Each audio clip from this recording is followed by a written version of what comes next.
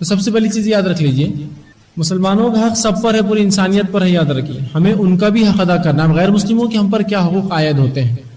سب سے پہلا غیر مسلموں کا حق جو ہم پر عائد ہوتا ہے وہ یہ ہے کہ ہم ان تک اسلام کی دعوت پہنچائیں۔ بہت سے لوگ ایسے جو سمجھتے ہیں غیر مسلم کے ہم پر کوئی حق ہے ہی نہیں، صرف مسلمانوں کے آپس میں ہے، جبکہ صحابہ کے دور میں عبداللہ ابن عمر رضی اللہ عنہ کا واقعہ آتا ہے کہ جب بھی وہ اپنے گھر میں جانور ذبح کرتے تو جانور کا سب سے اچھا حصہ اپنے پڑوس میں ایک یہودی ان کے رہتا اس کو تحفے میں بھیجا کرتے تھے، چونکہ وہ ان کو پڑوسی تھا۔ تو انسانیت کے بھی ہم پر حقوق ہے، چاہے وہ مسلم ہو چاہے غیر مسلم ہو، یاد رکھیے۔ بہت سے لوگ سمجھتے ہیں غیر مسلموں کا ہم پر کوئی حق نہیں، ان کے بھی اتنے ہی حقوق ہے جتنے مسلمانوں کے ہیں۔ تو ان کا سب سے پہلا حق یہ ہے کہ ان تک اسلام کی دعوت پہنچائی جائے۔ اگر آپ کے پڑوسی ہو تو ان کے ساتھ حسن سلوک کیا جائے، انہیں کوئی تکلیف نہ دی جائے۔ جس طرح سے عام مسلمان کو گالی دینا حرام ہے، انہیں بھی گالی دینا حرام ہے۔ جس طرح سے مسلمان کے بارے میں جھوٹ بولنا حرام ہے، ویسے ان کے بارے میں جھوٹ بولنا بھی حرام ہے۔ جیسے مسلمان کی چغلی حرام ہے ویسے ان کی چغلی بھی حرام ہے۔ تو تمام وہ چیزیں، جیسے مسلمان کو دھوکہ دینا حرام، ویسے غیر مسلم کو دھوکہ دینا بھی اتنا ہی حرام ہے۔ جیسے مسلمان کا خون حرام ہے ویسے ہی غیر مسلم کا خون بھی حرام ہے۔ تو تمام حقوق مشترکہ ہے، کامن ہے، معلوم۔ بلکہ کچھ جگہ تو ان کے حق ہم سے بھی زیادہ ہو جاتے ہیں کہ اگر وہ مسلم حکومت کے ماتحت رہتے ہیں، جس کو ذمہ کہتے ہیں، اگر وہ ہمارے ذمہ بن جاتے ہیں تو ان کی جان کی حفاظت بھی ہمارے ذمہ ہے۔ تو غیر مسلموں کی بھی یاد رکھیے ہم پہ بڑے حقوق ہیں۔ تو آپ یہ مت سمجھے کہ یہ جو خون، عزت، مال صرف ہے، بلکہ میں نے ایک روایت آپ کے سامنے پڑھی تھی کہ رسول اللہ فرماتے ہیں کہ مومن وہ ہے جس کے جو ہے فتنے اور فساد سے، جس کے شر سے انسانیت جو ہے محفوظ ہو، عام انسان محفوظ ہو۔ تو لہٰذا ان کی حق ہے، تو کوشش یہ کریں غیر مسلم اگر آپ کا پڑوسی ہو تو اچھا سلوک کرے، اچھا برتاؤ کرے، اور وہ زیادہ مستحق ہے آپ کے اچھے سلوک اور برتاؤ کے، اس لیے کہ آپ کو اس کو اسلام کا پیغام پہنچانا ہے۔ تو سب سے پہلا اس کا حق یاد رکھیے یہ ہے کہ اس تک ہدایت کا پیغام پہنچایا جائے، اور اس ہدایت کے پیغام کو پہنچانے کے لیے حسن اخلاق پہلا ذریعہ ہے، اچھا سلوک۔ آپ بولیں گے بھائی دیکھو یہ اسلام ہے، یہ فلاں، ایسا کرو ایسا کرو ایسا کرو، ٹھیک ہے، لیکن آپ ہی کل جھوٹ بول رہے، آپ ہی دھوکہ دیتے، آپ ہی تکلیف دیتے، آپ ہی جو ہے کرتے، تو اس نے سلوک رکھیے، اس سب اچھے اخلاق کا مظاہرہ کیجیے اور اس کو اسلام کی دعوت دیجیے۔ اور بقیہ جتنے حقوق ہے مشترکہ ہے، جھوٹ بولنا کسی خلاف حرام تو اس کے خلاف بھی حرام ہے، جھوٹ بولنا، دھوکہ دینا مومن کو حرام تو اس کو بھی حرام ہے، جھوٹ بولنا، تو تمام وہ چیزیں پھر ہماری مشترکہ ہے۔ بس اضافہ یہ کہ اگر ہمارے ذمہ ہے تو ان کی جان کی حفاظت ہمارے ذمہ، یہ بھی ہمارا حق ہے۔ اور مسلمان چونکہ حامل ہے کتاب کے، شریعت کے، تو لہٰذا اسلام کی دعوت ان تک پہنچانا یہ ہمارا حق ہے۔ اب کو بہت سے لوگ بھائی نے کہا کہ اس حق سے محروم ہے یا دینا ہی نہیں چاہتے، تو یہ ان کے اپنا ذاتی مسئلہ یاد رکھیں۔ شریعت تو یہ حق دیتی ہے، ہمیں چاہیے کہ ہم بھی وہ حقوق جن کے ہیں ان تک پہنچا دیں۔ اسی طرح خواتین کی طرف سے بھی کچھ سوال کاغذ پر آئے ہیں۔ مرد حضرات سے ہم گزارش کریں گے کہ وہ خود اپنا سوال اٹھ کر پوچھ لیں، خواتین اپنا سوال لکھ کر جو ہے بھیج دیں۔ دن بھر میں نہ جانے کتنے گناہ ہو جاتے ہوں گے، جیسے غیبت، کسی کا مذاق اڑا دینا، جو کہ باتوں باتوں میں سمجھ میں بھی نہیں آتا، تو کیا اللہ سے معافی مانگ لینا کافی ہے یا اور بھی کچھ کرنا ہوگا؟ بڑا اچھا سوال کیا ہے کہ انہوں نے سوال کیا ہے کہ ہم دن بھر میں کئی حقوق مار لیتے ہیں، مثال بھی دی، جیسے غیبت کر لیتے ہیں اور مذاق اڑا دیتے ہیں، تو ان معاملے میں کیا کریں؟ اللہ سے معافی مانگنا کافی ہے؟ دیکھیے جو آپ کا سوال ہے اس میں دونوں حقوق بندوں کے ہیں۔ اب آئیے میں ایک مثال بات بتا دیتا ہوں، بندوں کے اللہ کے معاملے میں توبہ اور بندوں کے معاملے میں توبہ میں کیا فرق ہے؟ جب اللہ سے ہم توبہ کرتے کسی مسئلے میں تو اس کے 3 شرائط ہے، معاف نہیں ہوتے۔ وہ مجاہد جو زندہ ہو اور پھر شہید ہو اور زندہ ہو اور پھر شہید ہو اور زندہ ہو اور پھر شہید ہو، ادھار رہا تو معاف نہیں ہوتا ہو، ٹھیک ہے؟ تو بندوں کے حق لوٹانے ہوں گے۔ پشتینی زمین مار کے رکھی آپ نے، اب دینا پڑے گا، بھائی نہیں چلتا ہی ہم کو لے لو۔ اور اصل مومن کی یہی پہچان ہے، یاد رکھیے۔ صحابہ نے جب ایمان لائے تو ان کے معاملات دیکھیے کیسے تھے، سدھر چکے تھے، بندوں کے حق ادا کرنے میں ماہر ہو چکے تھے، بندوں کے حق نہیں مارے، اس لیے لوگ ان کو پسند کرتے، ان سے محبت کرتے تھے، اور یہی وجہ ہے قیامت تک ان کو یاد کیا جائے گا، اس لیے کہ انسانیت کے لیے ایک بڑا کارنامہ کر گئے ہو، ٹھیک ہے؟ تو لہٰذا آپ کو اگر یہ 2 جرم کیے ہوں گے تو کرنا ہوگا۔ پہلا غیبت، بہت سنگین جرم، دوسرا مذاق۔ ایک بات تاکیدی کر دوں، مذاق کو ہم بڑی معمولی چیز سمجھتے ہیں ہمارے معاشرے میں۔ مذاق سب سے پہلی بات جاہلوں کی نشانی ہے، مومن مذاق نہیں کرتے ایک دوسرے سے۔ دل جوئی الگ چیز ہے، دل جوئی میں مذاق نہیں ہوتا، کسی کا دل نہیں دکھتا، وہ مذاق جس میں کسی کو ذہنی اذیت نہ پہنچے، ٹھیک ہے، مینٹل کوئی ٹراما یا ٹارچر، جسمانی کوئی اذیت نہ پہنچے جسمانی طور سے، اور فائنینشیل کوئی تکلیف نہ ہو، اور وہ اس سے خوش ہو، تو ایسا مذاق جائز ہے۔ لیکن کسی کو ذہنی تکلیف ہو رہی ہے، بول رہا مت کرو، یا مالی تکلیف ہو رہی ہے جسمانی، تو ایسا مذاق جائز نہیں ہے شریعت میں، یاد رکھ لیجیے آپ. ٹھیک ہے، شریعت یہ نہیں کہہ رہی کہ مذاق ہی مت کرو، لیکن وہ مذاق جو شریعت کے خلاف ہو حرام ہے، یاد رکھیں، بہت سخت حرام ہے، بہت سخت.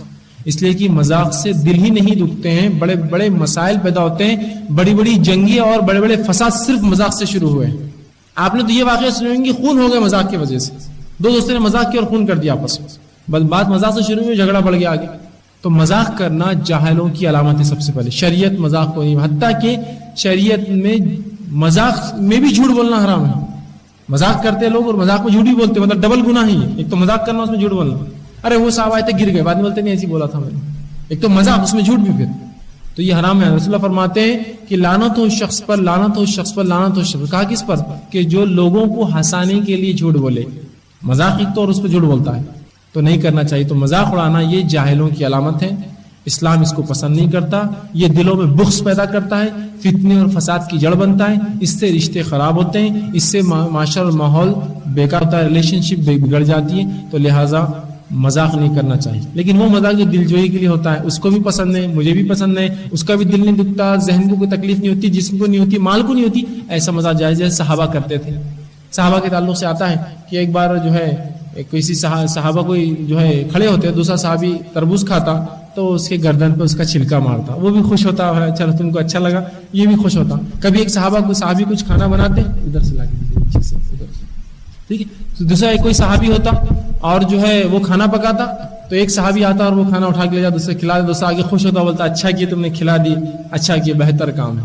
تو اس کو بھی ذہنی تکلیف نہیں ہوتی. تو آپ بولیں گے دیکھو صحابہ لوگوں کی ہنڈی لے کے بھاگ جاتے تھے، اب میں بھی تمہارے گھر میں نانخل یا مرنا دیکھ لے کے بھاگ جاؤں گا اور لوگوں کو کھلا دوں گا اور بولوں گا دیکھو صحابہ مذاق کرتے تھے. نہیں، صحابہ کو پسند آتا تھا، وہ ایک دوسرے کو ان کو بالکل ارے بالکل اچھا کیا تم نے کھلا دیا، میں اور منگا لوں گا، کوئی بات نہیں. آر نہیں تھی، کوئی ان کو جسمانی تکلیف، ذہنی اور مالی تکلیف نہیں پہنچتی تھی. تو لہٰذا ایسا مذاق درست ہے. خود رسول اللہ نے ایسے مذاق کیے. میں اس لیے بات کر رہا ہوں، تو میں کہوں مذاق حرام ہے تو آپ بولیں گے دیکھو آپ یہاں آگے درس میں انہوں نے مذاق کو بھی حرام کر دیا، اب جتنا تھوڑا بہت دل جوئی تھی وہ بھی ختم ہو. نہیں، شریعت نے اجازت دی، اس کی لمٹس ہے، لیکن باؤنڈریز ہے کچھ. جیسا خود رسول اللہ مذاق کرتے تھے.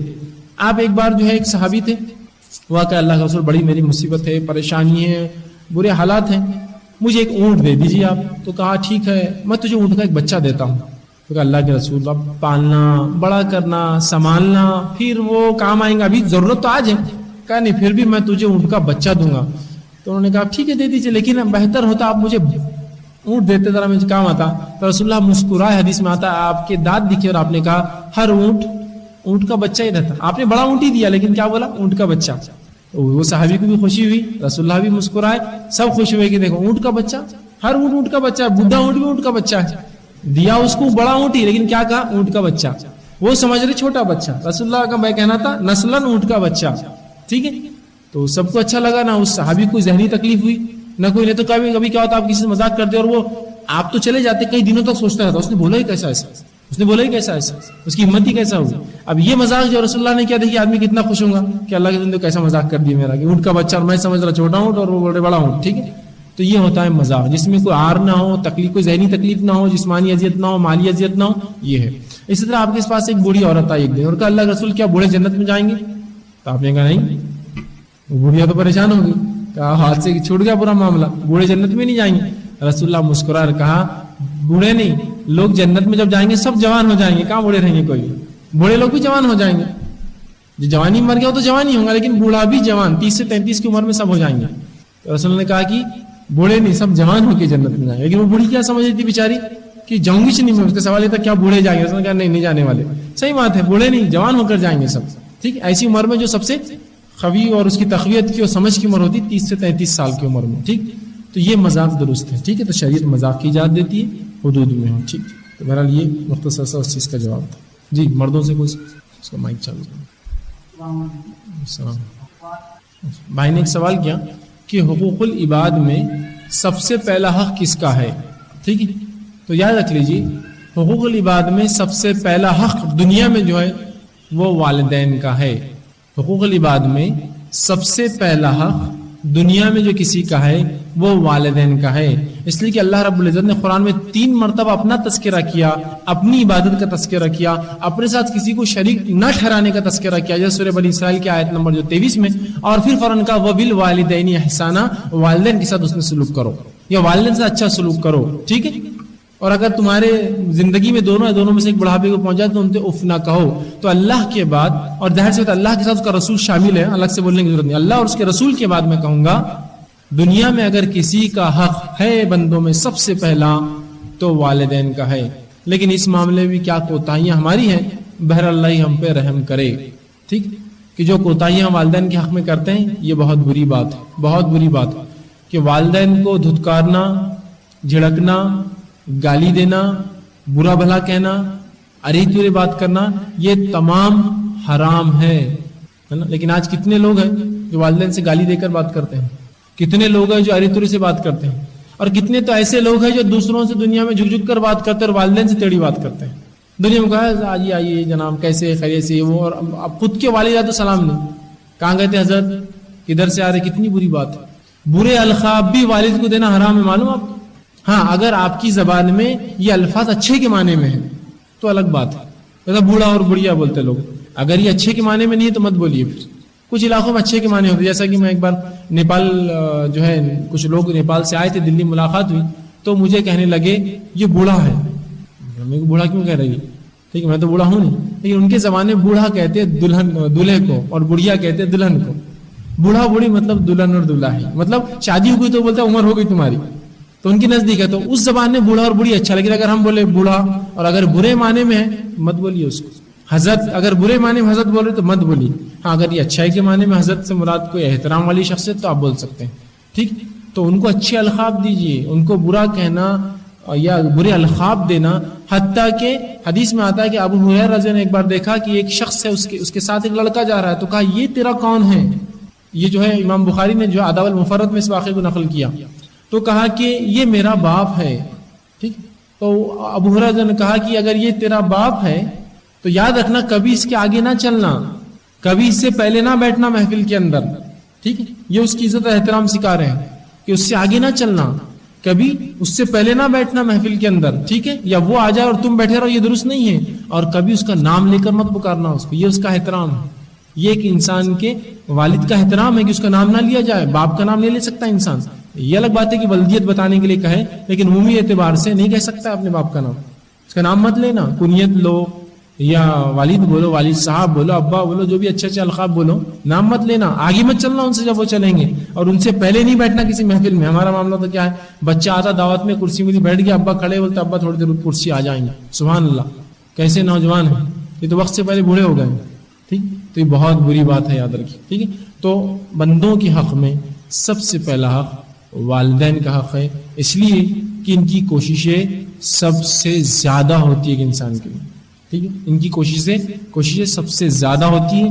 عموماً اس رشتے کو سمجھنا، اس تکلیف کو سمجھنا، اس محبت کو سمجھنا والدین کی وہ بہت مشکل جاتا ہے، عموماً مشکل جاتا ہے. اس لیے کہ انسان جب پیدا ہوتا ہے تو اس کو ہر چیز یوں ہی فراہم ہو جاتی ہے نا. یہ بات میں شرط سے کہتا ہوں، آپ لوگوں کے خود کے ذاتی معاملات بھی دیکھیے، آس پڑوس بھی دیکھیے. ایک انسان جو خود سائیکل پر جاتا ہے، میں شرط سے کہہ رہا ہوں اس کے بچہ لونا یا 2 ویلر چلاتا ہوں، خود سائیکل پر جا رہا باپ، لیکن بچے کے پاس کیا ہے، 2 ویلر ہے. تو اس کی تکلیف و رشتہ ہی عجیب ہے، آپ سمجھ نہیں پائیں گے. اس کی تکلیف، اس کی محبت، اس کی انسیت وہ آپ نہیں سمجھ پائیں گے، کیونکہ وہ خود جو نہیں کھاتا آپ کو کھلاتا ہے، خود جو نہیں پہنتا آپ کو پہناتا ہے. لڑکیوں کا معاملہ ہے، لڑکوں کا معاملہ یہی معاملہ ہے. خود جو سواری نہیں کرتا دوسروں کو سوار کراتا، خود جو چیزیں نہیں کھا سکتا بچوں کو کھلاتا. تو یہ ہے والدین، جو خود نہیں کرتے وہ دوسروں کے لیے کرتے، جو خود اپنے لیے پسند کرتے لیکن نہیں کرتے، بچوں کے لیے لیکن پسند کرتے. ان کا حق سب سے زیادہ ہے. گو اس معاملے میں سب سے زیادہ ہم کو ہوتا ہے آج کے دور میں. تو اس چیز کو سمجھنے کی ضرورت ہے. ان کا بہت مرتبہ مقام ہے. اللہ اور اس کے رسول کے بعد ایک الفاظ میں کہہ رہا ہوں، ان کا ہی مقام ہے، یاد رکھ لیجیے، ان کا ہی مقام ہے. اگر کوئی شخص اپنے والدین کا اطاعت گزار نہیں ہے تو اللہ کا اطاعت گزار بھی نہیں میرے نزدیک ہے، یاد رکھ لیجیے. ہاں نافرمانی کا حکم دے تو الگ بات ہے، آپ نہ مانیں. نافرمانی کا حکم دے تو نہ مانیں، لیکن جھڑکنے کا تو اس حالت میں بھی حکم نہیں ہے آپ کو مانو. اگر کوئی والدین نافرمانی کا بھی حکم دے تو آپ بات نہیں مانیں گے، لیکن جھڑکنے کا حکم نہیں آپ کو کہ جاؤ جی حضرت تم یہ بڑے، نہیں، وہ حق تو شریعت میں نہیں دیا. آپ ان کا مرتبہ ہی ایسا کچھ عظیم ہے کہ وہ یہ مرتبہ لے جاتے ہیں، ان کا مقام ہی ایسا ہے. والدین سے بھی گزارش کروں گا کہ بچوں کے حقوق بھی وہ دے، تاکہ دونوں کے معاملے پھر آج کے دور میں چونکہ کیا ہے جس رفتار سے دنیا چل رہی ہے دونوں کے ذرا حقوق میں ذرا کشمکش والا ہی معاملہ ہوتا ہے. اور اکثر والدین کی عمر بچوں کی عمر میں ایک جنریشن گیپ رہتا ہے پورا. ایک زمانہ تھا رفتار کم تھی ٹیکنالوجی کی، لیکن آج اتنی رفتار ہے جنریشن گیپ ہو جاتا ہے. وہ بھی کرے، لیکن بچوں سے ضرور کہوں گا والدین کی اطاعت فرمانبرداری کرے. گو آپ بوڑھے بھی ہو رہے ہیں، والدہ زندہ ہے تو آپ کو فرمانبرداری یہ نہیں بولیں گے کہ میں خود بوڑھا ہو چکا ہوں، نہیں، آپ کو کرنا اس لیے کہ وہ آپ کے والدین ہیں. اور والدین کی اطاعت فرمانبرداری کے دنیا میں کئی فائدے ہیں اور آخرت کے تو بہرحال انشاءاللہ العزیز عظیم فائدے ہیں. کسی نے ایک سوال کیا تھا، اگر کوئی شخص کسی یتیم کا حق لیتا ہے تو اس کا کیا عذاب ملے گا؟ تو یاد رکھیے یتیم کا حق بھی حقوق العباد کے اندر ایک مسئلہ ہے. اس کے اندر جو ہے ایک غلط کام کیا.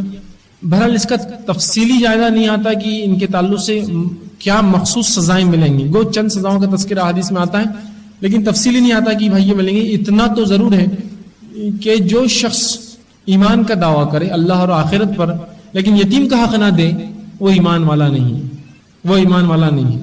جو شخص یتیم کا مال یتیم کا حق نہ دے اور اللہ پر ایمان اور آخرت پر ایمان کی بات کرے وہ ایمان والا نہیں. ٹھیک، یہ بات یاد رکھ لیں. سورہ ماؤن میں اللہ رب العزت نے اس کی تفصیلات بیان کی ہیں. ارائیت الذی یکذب بالدین، کیا تم نے اس شخص کو دیکھا جو آخرت کو جھٹلاتا ہے؟ فذلک الذی یدعو الیتیم، پہلی صفت اس کی جو آخرت کو جھٹلاتا ہے ایمان کے دعوے کے بعد وہ ہے جو یتیم کو دھکے دیتا ہے، مطلب اس کے حق سے اس کو دور کرتا ہے. اور یتیم کی بڑی جو ہے فضیلت ہے یاد رکھیں شریعت میں. یتیموں کو اس شریعت میں وہ مقام ملا جو کسی کو نہیں ملا. حتیٰ کہ اللہ کے رسول صلی اللہ علیہ وسلم نے اپنی زندگی میں ایک بار نعمان بن بشیر، ان کے والد انتقال کر گئے بشیر، تو نعمان سے ایک بار کہا نعمان عید کا وقت تھا، کیا تم عید نہیں مناؤ گے، عیدگاہ نہیں چلو گے ہمارے ساتھ جیسے سب مدینے کے بچے جائیں گے نماز کے لیے؟ تو کہا اللہ کے رسول میرا کون ہے، میرے تو والد ہی نہیں ہے. ظاہر سی بات ہے یتیم کی بے کسی وہی سمجھ سکتا ہے یتیم تھا، کوئی دوسرا نہیں سمجھ سکتا اس کی بے کسی کیا ہوتی ہے. اس کی ایک مثال دیتا ہوں کہ اگر کوئی شخص آپ کو راستے میں کوئی چھوٹا بچہ اور اس کو مارے تو کیا بولتا ہے وہ، کیا بولتا ہے بتائیے؟ میں اپنے ابا کو بلا کے لاتا ہوں. یتیم کی بے کسی دیکھیے کہ یہ بھی نہیں بول سکتا ہے کہ میرے ابا کو بلا کے لاتا، تو ہے ہی نہیں اس کے والد. تو سب سے پہلے اس کا جو مقام ہوتا ہے اللہ اور اس کے اللہ کی پناہ کے بعد اس کا باپ ہوتا ہے اس کے لیے دنیا میں. اب اس کو باپ ہی نہیں ہے تو ظاہر سی بات ہے وہ بہت مجبور ہو جاتا ہے. اسی لیے شریعت نے اس کو مقام دیا اس کی کمزوری کی وجہ سے. کیوں کمزور ہے، چاہے مالدار کیوں نہ ہو، مالدار بھی یتیم ہو سکتا ہے لیکن کمزور ہے نا وہ، پھر بھی اپنے اعتبار سے وہ حق نہیں لے سکتا، لڑ نہیں سکتا، اپنی بات منوا نہیں سکتا، کوئی اس کے لیے کھڑے رہنے والا پیچھے نہیں ہے، کوئی اس کے پیچھے بیک اپ نہیں، کوئی اس کو سہارا نہیں، کوئی اس کو یہ بولنے والا نہیں کہ آگے بڑھو ہم تمہارے پیچھے دیکھ رہے بیٹا کرو، کوئی بھی نہیں اس کو. تو یتیم کی بے کسی بہت عجیب ہوتی ہے. شریعت نے اس کو بڑا اونچا مقام دیا. تو کہا نعمان تم کو ہم لے جائیں گے. رسول اللہ صلی اللہ علیہ وسلم نعمان کو اپنے گھر لے گئے اور نہلایا دھلایا، ازواج المطہرات نے ان کو نہلایا دھلایا، امہات المومنین نے. اور اس کے بعد نعمان رسول اللہ کے کاندھے پر بیٹھ کے عیدگاہ گئے. تو اسی لیے میں نے کہا یتیموں کو اس شریعت میں وہ چیز ملی، مقام ملی جو عموماً عام لوگوں کو نہیں. رسول اللہ کاندھے پہ بہت کم لوگ بیٹھے ہیں جس میں سے نعمان بھی ایک ہے. تو یتیموں کو بڑا حق شریعت نے دیا ہے، یاد رکھیے.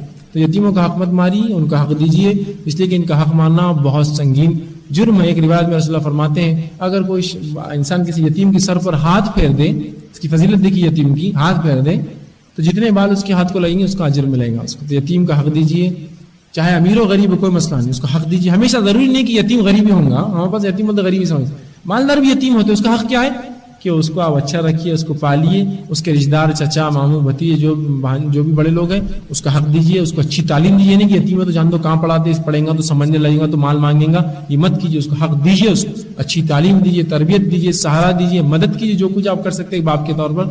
تو بہرحال پھر انسان کو. اور رسول اللہ صلی اللہ علیہ وسلم خود دوہرے یتیم تھے، آپ کے والد بھی انتقال کر گئے. یتیمی والد کے مرنے سے ہوتی، یاد رکھیے، والدہ کے نہیں، والد کے والدہ بھی آپ کی انتقال دوہری یتیم ہوگی، پھر تو ختم، پھر تو آدمی کیا. تو آپ صلی اللہ علیہ وسلم بہت اچھے سے جانتے تھے یتیم کی تکلیف کیا ہوتی تھی. یتیم جو ہے اس کا بڑا مقام ہے، لہٰذا تکلیف نہ دے. بس اتنا ضرور کہوں گا اس شخص کا اللہ اور اس کے رسول پر آخرت اور ایمان نہیں تو یتیم کو دھکے دیتا ہے. ٹھیک جی. بھائی نے ایک اچھا سوال کیا، جیسا کہ شریعت میں ظلم سہنا حرام ہے تو کیا ظلم کرنا بھی حرام ہے؟ ظلم کرنا حرام ہے تو کیا ظلم سہنا بھی حرام ہے؟ یاد رکھیے ہاں، شریعت میں دونوں ہی چیزیں حرام ہیں. مومن نہ ظلم کرتا ہے نہ ظلم سہتا ہے، یہ مومن کی فطرت ہے. لیکن ابھی کچھ علاقے، کچھ ماحول، کچھ حالات ایسے ہو جاتے ہیں جہاں انسان مجبور ہوتا ہے. مجبوری ایک الگ شکل ہے، وہ مستثنا ایکسیپشنل ہے.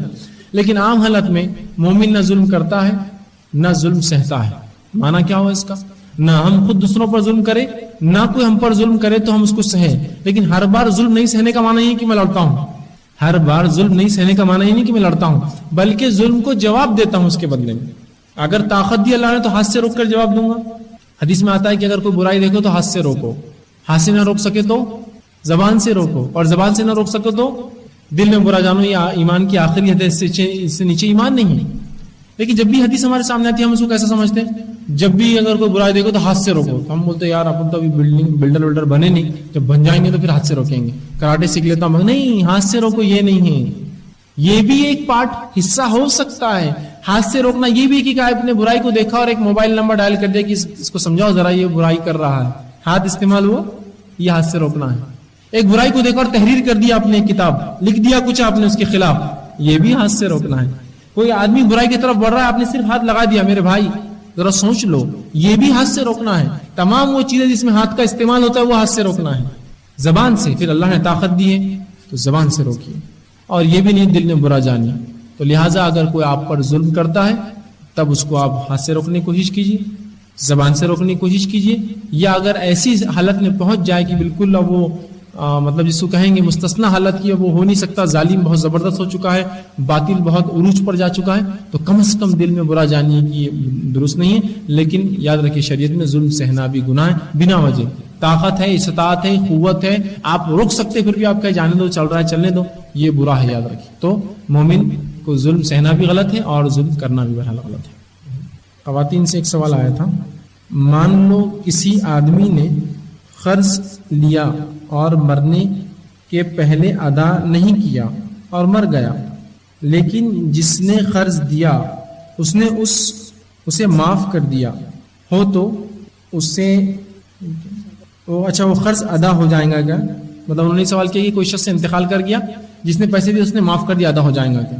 لیکن اس معاملے میں تھوڑی سی وضاحت چاہتا ہوں، میں کلیریفیکیشن دوں گا اور تفصیل میں جاؤں گا. پہلی چیز، اگر زندگی میں آپ قرض دے سکتے تو آپ کو قرض دینا پڑے گا.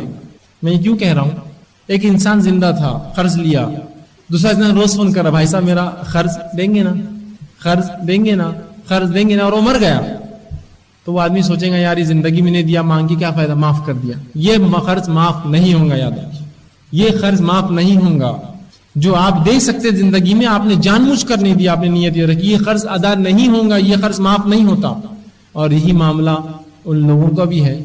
پھر حکیم کی ایک روایت ہے، صحیح حدیث ہے، حسن حدیث ہے. یہ بھی رسول اللہ نے فرمایا جو شخص نکاح کرے، عموماً نکاح کا چونکہ مسئلہ ہوتا ہے، اور مہر دینے کی نیت نہ ہو، کیا فرما رہے ہیں آپ سنیے، جو شخص نکاح کرے اور مہر دینے کی نیت نہ ہو، اس نے جو عمل کیا وہ زنا ہے. جو نکاح کرے مہر دینے کی نیت نہ ہو، جو اس نے عمل کیا وہ زنا ہے. اور جو ادھار لے اور لوٹانے کی نیت نہ ہو، وہ اس نے ڈاکہ ڈالا، اس نے چوری کی، اس کو قیامت کے روز ڈاکہ اور چوری کرنے کا عذاب ملے گا. ہم بہت سی بات ہو، اگر یہ شکل ہے کہ زندگی بھر تو بیچارہ مانگتے رہا، آپ نے نہیں دیا تو بولتا جانتا ہوں مرنے کے بعد معاف کر دیا، تو یہ معاف نہیں ہوتا. میں دہرا رہا ہوں.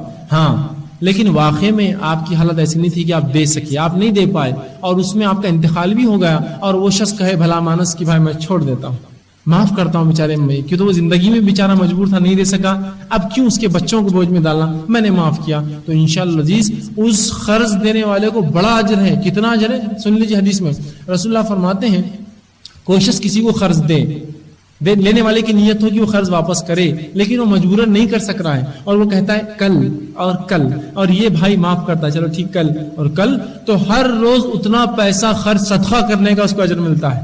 آپ نے 10,000 کسی کو دیا، میں 2 دن میں دے دوں گا، اب 2 دن واقعی میں اس کی حالت نہیں رہے، بھائی 1 دن دے دیجیے، اور تو یہ 1 دن میں آپ کو 10,000 اللہ کے راہ میں صدقہ کرنے کا اجر ملا. پھر اس نے کہا بھائی کل بھی نہیں ہو سکتا میرا، لیکن میری پوری نیت دوں گا، اور کل پھر 10,000 خرچ کرنے کا اجر ملا، اور جس دن دے دیا تو بہرحال پھر تو اس نے اپنا بوجھ اتار دیا، اور اس کو 10,000 کی صدقے کا بھی اجر اور اپنے 10,000 بھی واپس. ماشاءاللہ دیکھ کتنا اجر ہے شریعت کے اندر. تو اگر واقعی میں کوئی دے سکتا ہے اور نہیں دے پا رہا ہے تو دوسرا رسول اللہ اگر معاف کر دے تو پھر تو کیا ہی مسئلہ ہے، اس لیے کہ اللہ کتنا اجر دے گا تو اللہ کے پاس ہی ہے. تو اگر کوئی شخص واقعی میں دیکھے کہ ایک شخص بیچارہ مجبور تھا، زندگی میں نہیں دے پایا، چلو اس کو معاف کر دو اس کے انتقال پہ، تاکہ میرے بھائی کے سر پہ کوئی بوجھ نہ رہے، تو یہ تو انشاءاللہ معاف ہو جائے گا. لیکن زندگی بھر وہ بیچارہ فون لگاتے رہا، آپ نے نہیں دیا، اور آج آپ مر گئے تو بولیں گے بھائی معاف کر دو اس کو، زندگی میں نہیں دیا، آپ کیا دیں گے، ہے نا. اسی طرح عورتوں کا ہوتا ہے، نکاح کرتے ہیں لوگ، مہر دیتے ہی نہیں. کیوں ایسا کرتے پتہ نہیں, اتنا ہلکا مہر مانتے ہیں. ایک تو جس کی کوئی انتہا نہیں, 5,000 2,000 1,000 32 روپے 36 روپے, یہ کوئی مہر کی قیمت ہے؟ اور ولیمہ کتنے میں کیا؟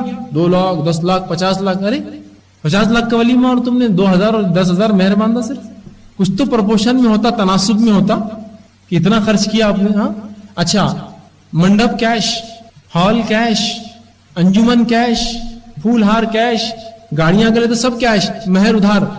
سبحان اللہ, جو کیش ہونا تھا وہ ادھار, اور جو سب جو نہیں بھی ہوتا چلتا ولیمے کے اندر وہ سب کیش دیا آپ نے. تو اللہ کے لیے ایسا مت کیجیے. اور اگر ایک انسان مر جائے اور کوئی لا کے بولے دیکھو تمہارا شوہر تھا مر گیا معاف کر دو, تو وہ بیچاری بولتی کہ مردود زندگی میں دیا مر گیا کیا دیں گے, بولتی معاف کر دیجیے. یہ مہر معاف نہیں ہوتا. ایسے مہر کو اس کے وارث بچے اپنی والدہ کو دیں گے, والد کی طرف سے, کہ تو بچے وارث ہیں, وہ دیں گے کہ بھائی ہمارے باپ کا تھا. وراثت میں سے پہلے مہر نکلے گا, پھر وراثت تقسیم ہوں گی اس کے بعد. ٹھیک ہے, تو معاف نہیں ہوتی یہ چیزیں. تو اگر کسی نے قرض لیا ہو واقعتاً آپ نہیں دے پائے اور اس نے واقعتاً معاف کر دیا ہو, انشاءاللہ عزیز آپ کا قرض ادا ہو گیا اور اس شخص کو اجر عظیم انشاءاللہ قیامت کے روز ملیں گے. جی مردوں میں سے اگر کوئی سوال ہو. السلام. جی جی جی بھائی نے ایک اچھا سوال کیا, اور بہرحال اچھا اور بنیادی سوال ہے, میں ضرور جواب دینا چاہوں گا اس کا. یہ بھی حقوق العباد میں چونکہ ایک گڑبڑ ہے. بھائی نے یہ سوال کیا کہ لوگوں کے نکاح ہوتے ہیں اور شادی ہونے کے بعد لوگ جو ہے دولہے کو اٹھا کر لے کے چل جاتے ہیں, ہائی جیک کر لیتے ہیں, اور رات میں پتہ نہیں کب لا کے, یا کبھی کبھار صبح میں, اور کبھی کبھار تو بیچارہ صبح میں بھی نہیں آتا, فجر پڑھ کر آتا ہے. گڑبڑ ہوگی, لے کر باہر چلے گئے, گاڑی پنکچر ہوگی, کیا کرتے ہیں صبح آتا ہے. تو کیا یہ حقوق العباد میں وہ ہے؟ تو یاد رکھیے اگر ایک شخص کا نکاح ہوا ہو, ٹھیک ہے, اور اس کی ودائیگی بھی ہو چکی ہو, ودائیگی نہ الگ شکل ہے, ودائیگی ہو چکی ہو کہ اس کی بیوی سے گھر میں آ چکی ہو, اور شریعت نے جس کام اس کے لیے جائز قرار دیا ہے, تو بہرحال ظاہر سی بات ہے وہ اپنی بیوی سے مل سکتا ہے, اس کے ساتھ رہ سکتا ہے, اور آپ اس طرح سے کریں گے. اگر اس کا دل ہے وہاں جانے میں اور آپ سے لے جائیں گے تو یقیناً حقوق العباد میں آپ نے ایک غلط کام کیا. وہ آپ مذاق, میں نے پھر کہا تھا مذاق وہ ہے جس میں آر محسوس نہ ہو, کوئی تکلیف نہ ہو, ذہنی جسمانی اور مالی. ٹھیک ہے, یہ مذاق ہے. تو شریعت اس کی اجازت دیتی ہے. ٹھیک ہے, کہ کسی نے نکاح کا کہا کہ بھائی میرا نکاح ہو رہا ہے, تو آپ اگر مذاق کیسے کہہ دے اب کر کے کیا فائدہ, تو یہ ہو سکتا ہے ایک مذاق ہوگی, بھائی اتنے بوڑھے ہو گئے اب کر کے کیا فائدہ. ٹھیک ہے, تو یہ ایسا تھوڑا سا ہلکا پھلکا مذاق ہو سکتا ہے, چھیڑ چھاڑ ہو سکتی ہے, لیکن یہ رسول اللہ صلی اللہ علیہ وسلم صحابہ سے یہ عمل ثابت نہیں کہ کسی کا نکاح ہو اور آپ اس کو اٹھا کر لے کر چلے جائے. یہ یقیناً حقوق العباد میں حق تلفی ہوں گی. ہاں یہ الگ بات ہے کہ وہ خود کہے کہ بھائی چلو اپن جا کے آ جاتے ہیں, یا کوئی اس کا ارادہ ہو. میں سمجھتا ہوں کسی کا ارادہ نہیں رہتا ہوں, ٹھیک ہے, بہرحال ٹھیک ہے, لیکن اگر اس کا ارادہ ہو تو وہ ایک اس کا ذاتی مسئلہ ہے بھائی, ٹھیک ہے, لیکن عموماً نہیں ہوتا, تو لہٰذا آپ ایسا نہ کریں. اٹھا کر لے جانا یہ درست نہیں, اس کی اگر نیت نہ ہو تو. یہ باتوں کو اس لیے کہ دیکھیے ہم نکاح کرتے ہیں دین کے لیے, ہمارا مسلمان کا کوئی بھی کام دین کے لیے, کوئی بھی کام وہ خود کے نفس کے لیے نہیں کرتا, ٹھیک ہے. تو لہٰذا اس معاملے میں وہ جو ہے احتیاط کرے, چاہے نکاح ہو, شادی ہو, بیاہ ہو, خرچ کا معاملہ ہو, یا تکلیف دینے کا معاملہ ہو, یا عجیب رسوم, یہ معاملے میں آپ کسی کا حق نہ ماریں. تو لہٰذا یہ بھی ایک حق تلفی ہوں گی, تو لہٰذا ایسا کام کرنا بالکل درست اور جائز نہیں ہوگا. جی کسی نے ایک سوال کیا, جناب ہماری عادت ہے کہ ہمارے پاس ہمارے دوست رشتہ دار جو بھی بات کریں تو ہم اسے ہمارے امی سے کہہ دیتے ہیں, تو کیا یہ بھی غیبت یا چغلی میں شامل ہوگا؟ تو پہلی بات یاد رکھیے, اگر آپ کا دوست آپ کو کوئی بات کہتا ہے, یہ کہتی ہے سہیلی آپ کی, اگر وہ یہ کہتی ہے یا کہتا ہے کہ بولنا نہیں, تو آپ کسی کو نہیں بول سکتے, پھر ماں ہو, باپ ہو, دوست ہو, کسی کو بھی نہیں. لیکن اگر یوں ہی عام بات کوئی وہ کہہ دے, جو کہ میں سمجھتا ہوں بولنے میں کوئی غلط بات بھی نہیں ہے, آپ بول سکتے ہو بات, تو ایسی بات کا دوہرا دینا گھر میں آ کر کوئی حرج نہیں ہے. لیکن آپ جو ہے وہ باتیں جو وہ کہے نہ کہیں, یا وہ باتیں جو اگر اس کے سامنے کہی جائے تو اس کو برا لگے, تو یہ تو غیبت میں آ جائیں گے. مثال کے طور پر آپ کی سہیلی تھی, راستے میں چلتے چلتے گر گئی, یا دوست تھا گر گیا, اب اس کا یہ دہرانا کسی کا کہ یار تو کیسے گرا تھا, اس کو برا لگتا ہے دل میں, یا آپ کیسے گرے تھے برا لگتا ہے, تو یہ بات آپ دہرا نہیں سکتے, پھر اس کے گھر میں نہیں بول سکتے, ٹھیک ہے. تو وہ باتیں جو اس کے سامنے اگر بولی جائے اس کو برا لگے, تو وہ باتیں والدین کو مت بتائیے, اور وہ باتیں جس پر آپ وعدہ کر دیں کہ میں نہیں کہوں گا وہ باتیں مت بتائیے. بقیہ عام باتیں ہم گئے تھے, ہم آئے تھے, کھائے تھے, بہرحال بتانے میں انشاءاللہ عزیز کوئی حرج نہیں ہوگا. مردوں سے اگر کوئی سوال ہے تو پوچھ لیں, انشاءاللہ یہ آخری سوال ہوگا بس. کسی نے سوال کیا, اگر کوئی شخص رشتہ توڑ دے, جیسے بہنوں اور بھائیوں کے درمیان دوری بناتا ہے, اس کے بارے میں بتائیے. تو یاد رکھیے اب اس کے تعلق سے تو بہرحال گناہگار تو وہ ہے کیا گناہ ملیں گا واللہ عالم، کیونکہ اس کا حدیث میں نہیں آتا اس کے تعلق تذکرہ کیا، لیکن یقیناً اگر اس کے غیبت یا چغلی کرنے سے یا اس کے جس کو بولیں گے غلط بیانی سے اگر رشتہ ٹوٹتا ہے تو یقیناً اس کو رشتہ توڑنے کا، خطا رحمی کا، مطلب وہ کو دور کرنے کا، دو مومنوں کو الگ کرنے کا یقیناً عذاب ملے گا.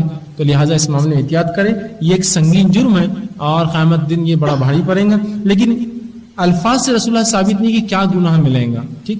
اسی طرح ایک سوال ہے آخری انشاءاللہ. If somebody have done our ghibat and lie about ourselves and we know later about the person who did it, but the person has not asked for our forgiveness. In this situation, if we don't forgive that person, then will it be any gunah on our part to knowingly not forgiving that person about this ghibat and all? Please explain. کسی نے سوال کیا کہ اگر کسی انسان نے ہماری غیبت یا ہمارے بارے میں جھوٹ کہا ہو اور ہم کو پتا چل گیا ہو کہ اس نے کہا ہو، مطلب سیدھا نہیں، کسی نے بتا دیا کہ تمہارے بارے میں یہ کہا، تو کیا یہ ہم پر ضروری کہ ہم اس کو معاف کر دیں؟ کیا ہم کو گناہ ملیں گا؟